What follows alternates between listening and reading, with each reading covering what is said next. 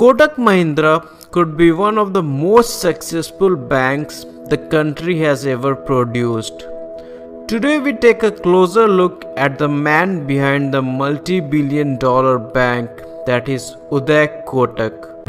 Uday Kotak was born on 15th March 1959 to an upper middle class Gujarati Lohana joint family in Mumbai.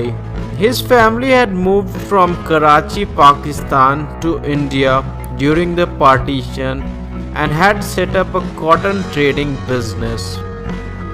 His family followed a joint family system, and so Uday grew up in a household of 60 members sharing a common kitchen under one roof. Uday always had a knack for mathematics, and this led him into the banking career which he pursued later on in his life. He went on to receive a bachelor's in commerce from Sydenham College of Commerce and Economics. He also pursued a postgraduate degree in management studies from Jamnalal Bajaj Institute of Management Studies. Uday spent most of his childhood cricketing and learning the sitar. His love for cricket took precedence over maths, and he even dreamt of going pro. One of the Uday Kotak's earliest dreams was to become a cricketer, but he did not only dream it like millions, but also made an attempt to pursue it. Uday Kotak played as a left-hand spinner and a right-hand batsman.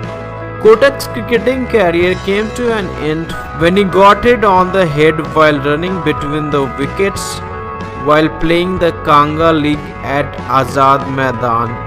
This further led to complications, and Kotak needed to undergo an operation to avoid the brain hemorrhage. His injury had bedridden Kotak for several months and even put an end to his cricketing career.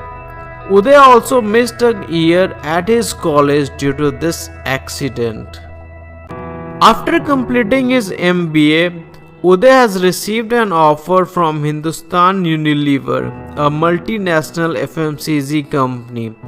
Although Uday was all set to join the MNC, his father made him rethink his decision. He convinced Uday to set up his own business in a 300 square feet office space. Uday opened up Kotak Capital Management Finance Limited, his own small financial agency, at an age of 23. It was engaged in the bill discounting business with borrowed capital from friends and family. In 1986, Kotak received investment from his friend Anand Mahindra and renamed the business to Kotak Mahindra.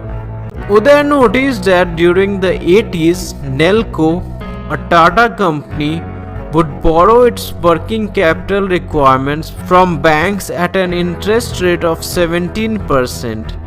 At the same time, he also noticed that his friends would park their money in banks that would only provide a 6% returns. Uday saw the opportunity here and offered his friends twice the returns offered by the bank, that is 12%, if they are willing to lend to Nelco. The company being owned by Tata was an added advantage to its security.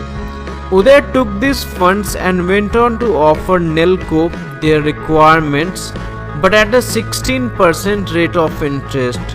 With a successful deal, Uday made 4% with little to no investment. Uday, however, did not stop here.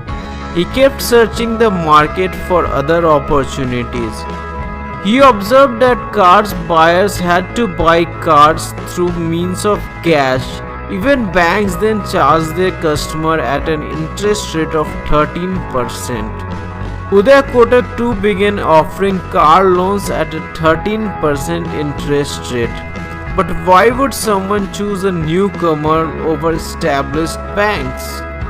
Uday observed that people buying the Maruti, a popular vehicle in the 80s, would often have a 6-month wait period. Uday took advantage of this and booked 5,000 Maruti cars in advance, a very risky bet. He then offered these to his prospective clients. His bet paid off as car buyers preferred to receive the car at the time of the purchase. The business acumen displayed by Uday Kotak sets him leagues apart from others in the industry.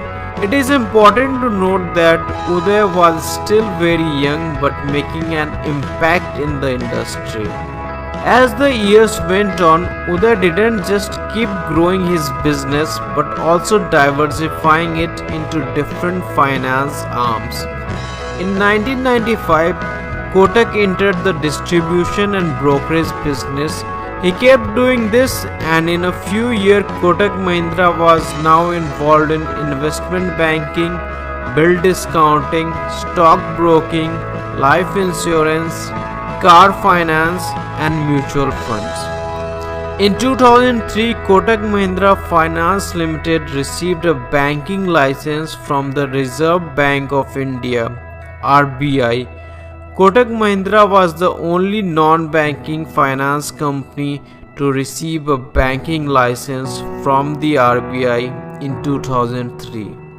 By 2014, what Uday Kotak has started off in a 300 square feet office was already the second largest scheduled commercial bank in India by market capitalization, with more than 1,270 branches. What is even more astonishing is, despite the banking sectors receiving one of the worst PRs, Kotak Mahindra has managed to survive with reasonable safety through the multiple crises the banking sector has fallen into. Uday Kotak, after so many years, still holds the MD and CEO position for Kotak Mahindra.